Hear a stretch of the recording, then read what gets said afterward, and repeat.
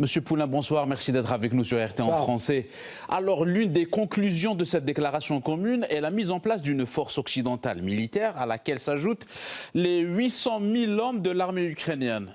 Ainsi, ne pensez-vous pas qu'on est dans un registre martial alors qu'il s'agit à l'origine d'un plan de paix ? Alors, c'est là où l'ambiguïté stratégique des Européens entre en jeu, puisque il y a l'armée ukrainienne d'un côté, évidemment, que l'Europe veut préserver, et puis il y a ces troupes de l'OTAN qui seraient des troupes de maintien de la paix, de sécurisation du territoire ukrainien, et qui n'auraient pas vocation donc à rentrer en guerre avec les troupes russes. Or, évidemment, on peut se demander où seront positionner ces troupes, comment elles seront logées et quels seront leurs rôles stratégiques réellement sur le terrain. On sait déjà que des soldats officiels de l'armée britannique, française et autres sont présents sur le sol ukrainien pour entraîner les militaires ukrainiens. Un soldat britannique a perdu la vie lors d'exercices il y a de ça quelques jours et la Grande-Bretagne a bien été forcée de reconnaître cette perte. Donc on peut dire qu'il y a cette ambiguïté et là, l'OTAN sort finalement de l'ambiguïté en disant nous enverrons des troupes.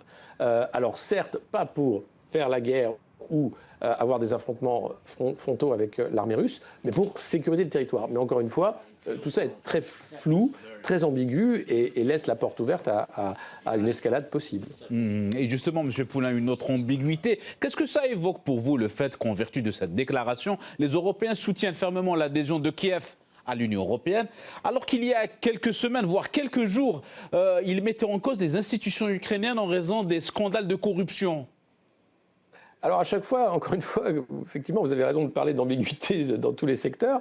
Les Européens saluent les efforts des autorités ukrainiennes dans la lutte contre la corruption. Le bureau du Nabou, que Volodymyr Zelensky voulait fermer il y a de ça quelques mois, mais les Ukrainiens ont quand même manifesté contre cette volonté présidentielle. Et effectivement, il y a un effort qui est fait. Alors est-ce qu'il est total, est-ce qu'il est limité? Mais on voit qu'autour de Volodymyr Zelensky, de nombreuses figures du gouvernement sont tombées pour corruption et les enquêtes continuent. Alors évidemment, il y a des milliards d'euros, de dollars qui transitent en Ukraine dorénavant et la question se pose. Et d'ailleurs, c'est Donald Trump le premier qui avait posé la question et les Européens sont aussi en droit de se poser la question où partent ces dollars et excusez-moi, où va cet argent?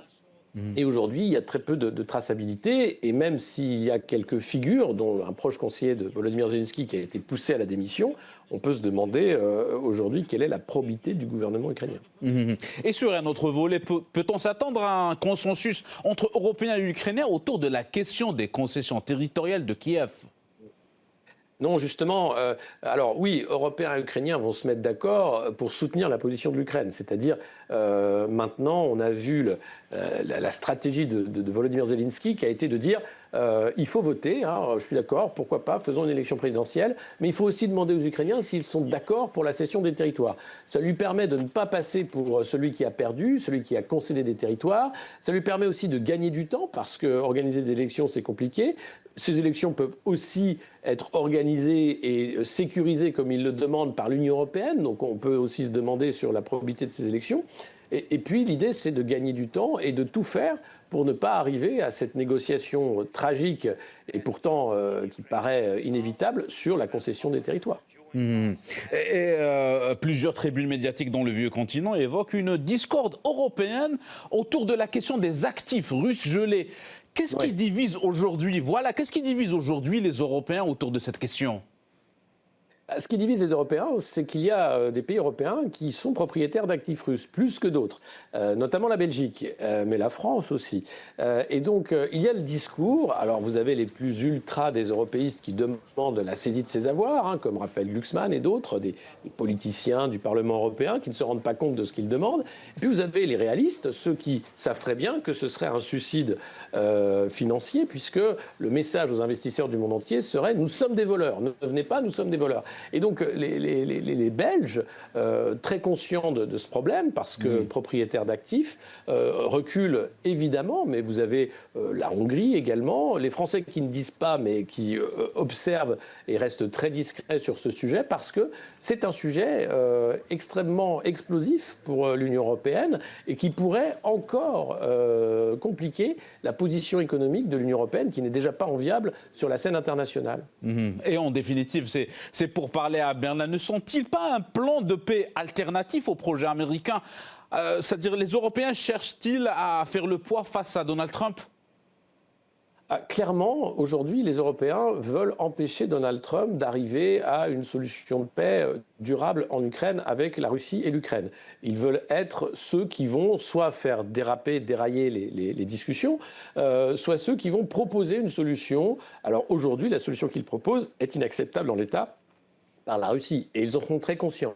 Donc on peut potentiellement miser sur la volonté de faire dérailler ces discussions et donc de prolonger la guerre, comme ça a été le cas d'ailleurs à l'époque des premiers mois du conflit, où la Grande-Bretagne a eu un rôle majeur pour emmener l'Ukraine sur le chemin de la guerre face à la Russie. Donc là, encore une fois, les Européens jouent un double jeu extrêmement dangereux, sans savoir s'ils en ont les moyens, puisque c'est à la fois assurer un conflit avec la Russie qui va durer, mais aussi ouvrir un conflit avec les États-Unis, qui sont quand même un allié important de l'OTAN et de l'Union européenne, et Donald Trump qui risque de perdre rapidement sa patience. On l'a vu d'ailleurs lors de la publication du document de sécurité stratégique qui faisait état de sa déception face aux responsables européens. Et on passe à la position russe. Le Kremlin, par la voix de son porte-parole Dmitri Peskov, souligne le rejet de Moscou de toute solution temporaire, ce qui témoigne une fois de plus de l'ambiguïté, voilà, on évoque une fois de plus ça, l'ambiguïté de ce plan de paix européen. Qu'en pensez-vous, M. Poulain ? Et c'est tout le problème, c'est-à-dire qu'aujourd'hui, vous avez le discours officiel qui est que les Européens veulent une paix juste et durable, qui ne soit pas une capitulation pour l'Ukraine. En réalité, on a l'impression qu'ils veulent simplement une pause pour permettre à l'Ukraine de se réarmer, pour permettre aux Européens de s'armer et pour assurer finalement une reprise des hostilités à horizon 2030, puisque les déclarations à la fois des renseignements allemands mais aussi du chef des états-majors, de l'état-major de l'armée française parlent d'un conflit ouvert d'ici 3, 4, 5 ans. Donc on peut effectivement voir là toute l'hypocrisie des responsables européens qui font croire qu'ils veulent la paix, mais qui en réalité demandent simplement du temps pour s'armer, se réarmer et assurer à l'Ukraine suffisamment de soutien, puisque jusqu'à présent, ils n'ont pas été présents pour soutenir l'Ukraine comme elle le demandait, à hauteur de ce qu'elle demandait du moins. Très bien, merci pour ce décryptage. Monsieur Alexis Poulain, je rappelle que vous êtes le cofondateur du média Le Monde Moderne. Vous étiez avec nous en direct depuis Paris. Merci à vous. Merci à vous.